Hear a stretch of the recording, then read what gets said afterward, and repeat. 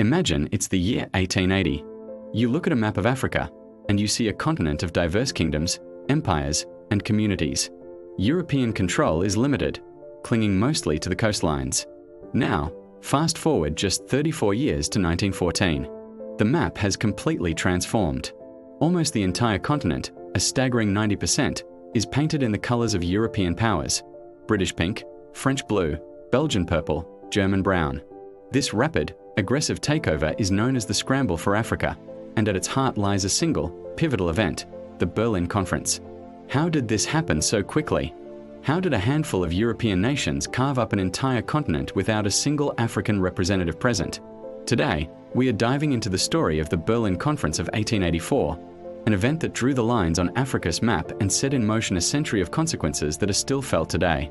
By the late 19th century, Europe was buzzing with industrial ambition and nationalistic pride. Steamships, railways, and advanced weaponry had opened up the African interior like never before. The continent was seen as a vast, untapped source of resources: rubber, diamonds, gold, timber, and a new market for European goods. This led to intense competition. Explorers like Henry Morton Stanley were mapping rivers, while traders were setting up posts, and missionaries were spreading their faith. But this ad hoc expansion was chaotic. Tensions were rising, particularly between Britain, France, and a newly unified and ambitious Germany. King Leopold II of Belgium was also making his own private, aggressive moves in the Congo region. The situation was a powder keg, and Europe's leaders feared this scramble could ignite a major war between them. Enter Otto von Bismarck, the Iron Chancellor of Germany. Bismarck was a master of realpolitik, a pragmatist who cared more about maintaining a balance of power in Europe than he did about overseas colonies. He saw the escalating chaos in Africa as a threat to European stability. So, in 1884, he decided to play host. He sent out invitations to 13 other nations: Austria-Hungary, Belgium, Denmark, France, Great Britain, Italy, the Netherlands, Portugal, Russia, Spain, Sweden-Norway, the Ottoman Empire, and the United States. Their goal? To meet in Berlin and establish a set of ground rules for the colonization of Africa. The stated purpose was noble: to end the slave trade and promote free trade and civilization. But the real agenda was to partition Africa in an orderly fashion, avoiding conflict among the European powers. Conspicuously absent from the invitation list? Any African leaders, kings, or representatives. The fate of an entire continent was to be decided by people who, for the most part, had never set foot there. From November 1884 to February 1885, the delegates met in Bismarck's grand residence on the Wilhelmstrasse. Over maps spread across polished tables, they debated, negotiated, and bartered. They weren't drawing the final borders just yet, but they were creating the rulebook for how to claim a piece of Africa. The most significant outcome of the conference was the establishment of the principle of effective occupation. This was a game changer. Before, a country could claim land just by discovering it or planting a flag. The Berlin Conference declared this was no longer enough. To have its claim recognized, a European power had to demonstrate effective occupation. This meant they had to establish a real presence on the ground. They needed to build administrative offices, raise their flag, create a police force or military presence, and demonstrate that they could govern the territory. In theory, this sounded orderly. In practice, it triggered a frantic race.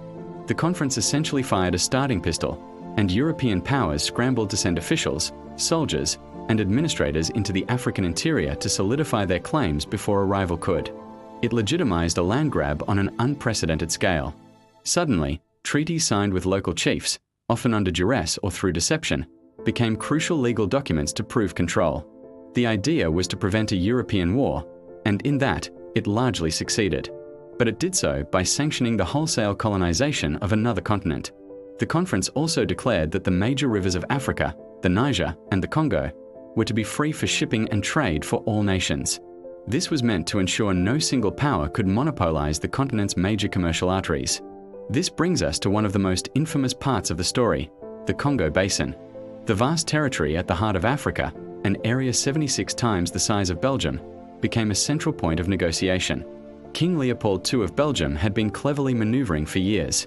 He had financed Stanley's explorations and created a front organization called the International African Association, claiming its purpose was purely humanitarian and scientific.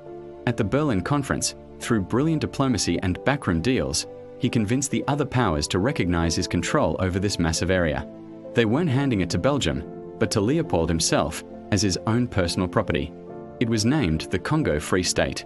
The world was told this would be a beacon of free trade and a model for benevolent governance, dedicated to uplifting the local population and stamping out slavery. The reality was a horror story. The Congo Free State became Leopold's personal piggy bank. The demand for rubber skyrocketed with the invention of inflatable tires, and Leopold's regime forced the Congolese people into brutal forced labor to harvest it. A system of terror was established. Villagers were given impossible quotas, and those who failed to meet them faced horrific punishments. Hands were severed as proof that bullets hadn't been wasted.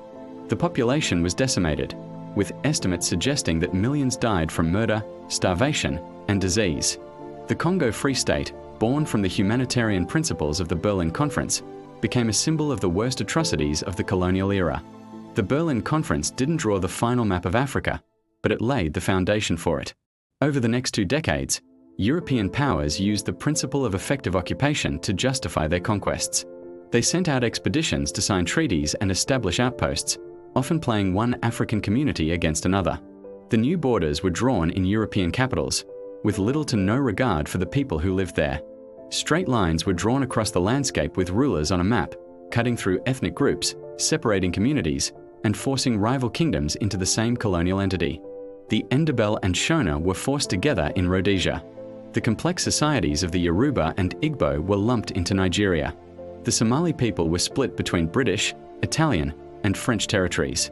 These artificial boundaries are one of the most enduring and damaging legacies of the conference. They bundled together hundreds of distinct cultures and linguistic groups who had never seen themselves as a single nation, creating inherent instability and internal conflict. When African nations eventually gained independence in the mid-20th century, they inherited these colonial borders. The new governments faced the immense challenge of building a national identity out of these diverse and often competing groups. The ethnic tensions and civil wars that have plagued parts of post-colonial Africa can often be traced directly back to these arbitrary lines drawn in Berlin. So, let's step back. The Berlin Conference was presented as a diplomatic triumph, a way to manage European expansion peacefully and bring civilization to Africa. But its true legacy is far darker. It was the formalization of a continent's subjugation. It replaced the complex tapestry of African political life with a rigid grid of European design. It unleashed a wave of violence, exploitation, and cultural disruption under the guise of effective occupation. And it created artificial nations with borders that continue to be a source of tension to this day. The scramble for Africa wasn't just a race for territory and resources. It was a project that fundamentally reshaped the political and social landscape of an entire continent. And the world is still living with the aftershocks. The story of modern Africa cannot be understood without understanding what happened in that room in Berlin over a century ago. Thank you for watching. If you found this history interesting, please hit the like button and subscribe for more deep dives into the events that shaped our world. Let us know in the comments what you think about the legacy of the Berlin Conference. See you next time.